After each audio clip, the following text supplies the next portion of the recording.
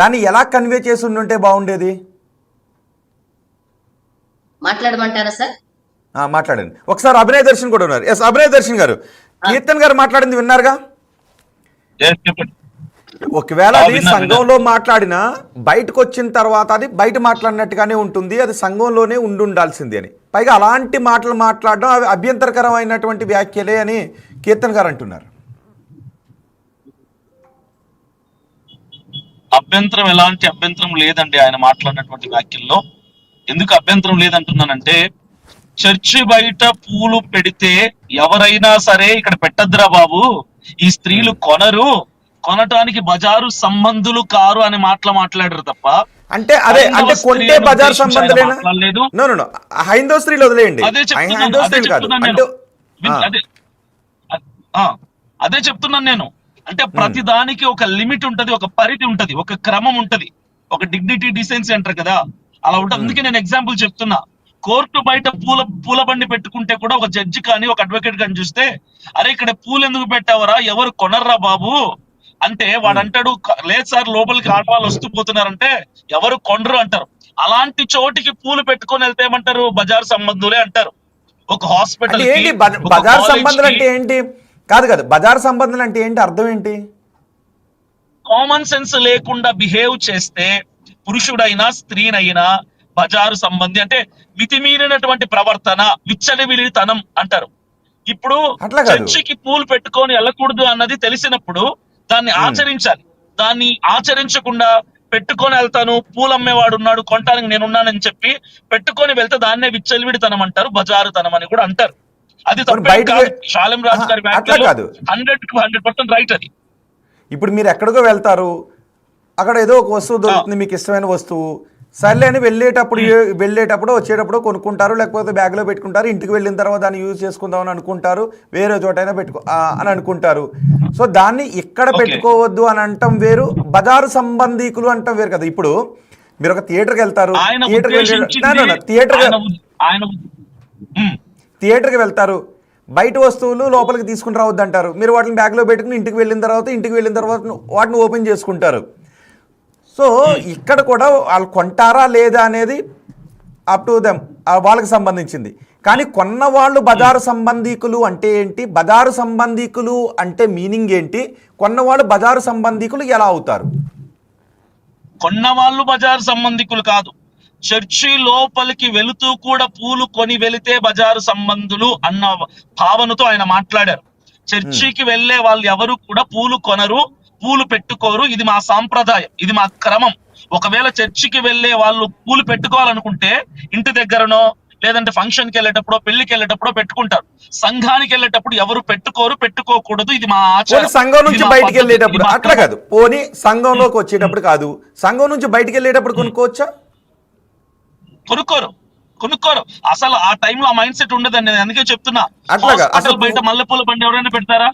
Church బయట కూడా మల్లెపూల బండి పెట్టరు, కోర్టు బయట మల్లెపూల బండి పెట్టరు, పోలీస్ స్టేషన్ బయట మల్లెపూల బండి పెట్టరు, చావు దగ్గర మల్లెపూల బండి పెట్టరు.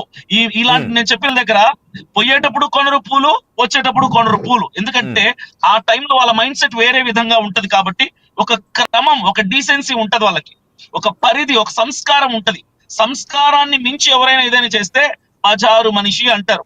రెడీ అవుతారు, కీర్తన్ గారు రెడీ అవుతారు. చెప్పండి. ఓకే, కీర్తన్ గారు, అభినయ్ గారు చెప్పింది విన్నారుగా? అభినయ్ గారు చెప్పింది విన్నారు కదా, సమయం సందర్భం కాని చోట కొంటే దాన్ని బజారు సంబంధికులనే అంటారు, తప్పేం కాదని అంటున్నారు, అవునా? సమయం సందర్భం లేకుండా పువ్వులు కొంటే అంటే లోపలికి వెళ్ళి చర్చి నుంచి బయటకు వచ్చేటప్పుడు కొనకూడదు, అదొక కట్టుబాటు అని అభినయ్ దర్శన్ గారు మాట్లాడుతున్నారు. చర్చి లోపలికి వెళ్ళి బోధ వినేసిన తర్వాత వచ్చేటప్పుడు పువ్వులు కొనకూడదు, కానీ ఎక్కడైనా ఫంక్షన్ కి వెళ్ళేటప్పుడు, పెళ్లికి వెళ్ళేటప్పుడు పువ్వులు కొనొచ్చు అంటున్నారు.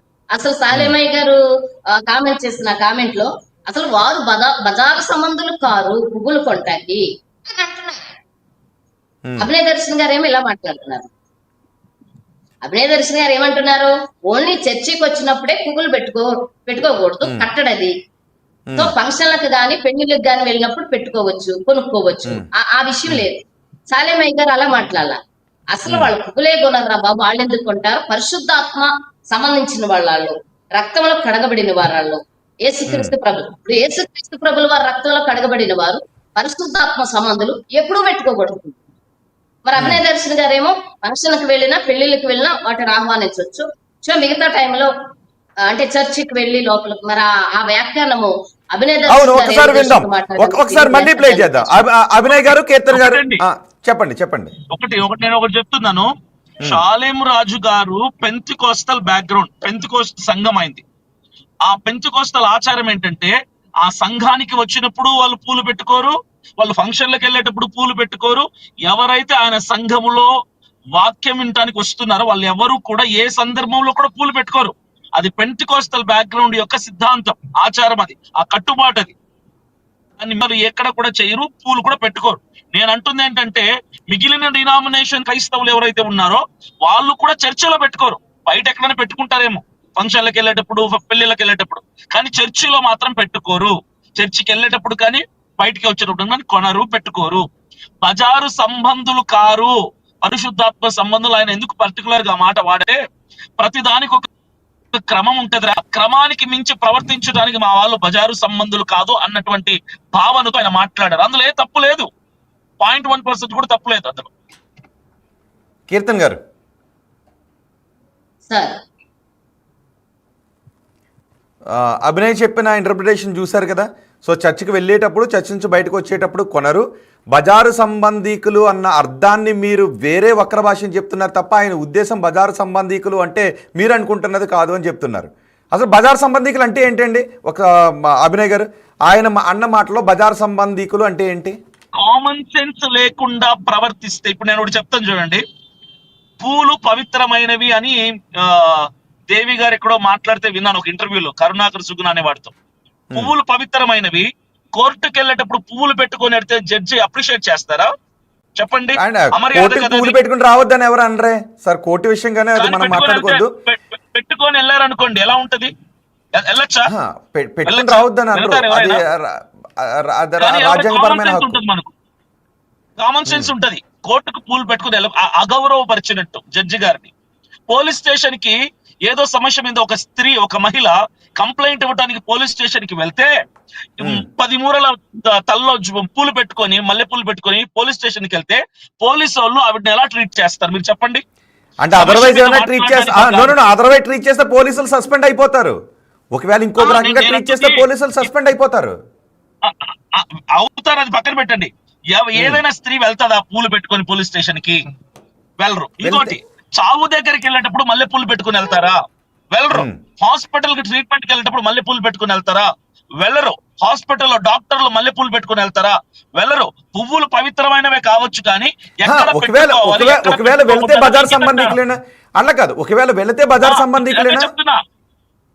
అదే చెప్తున్నాను. ఇప్పుడు ఒక కాలేజ్ కో, ఒక హాస్పిటల్ కో, ఒక చావు దగ్గరకు పువ్వులు పెట్టుకుని వెళ్తే చుట్టుపక్కల ఉన్న వాళ్ళు మాట్లాడే మాట ఏంటో తెలుసా?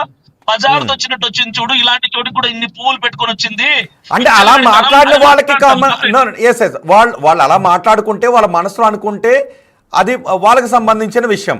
కానీ దాని బయటికి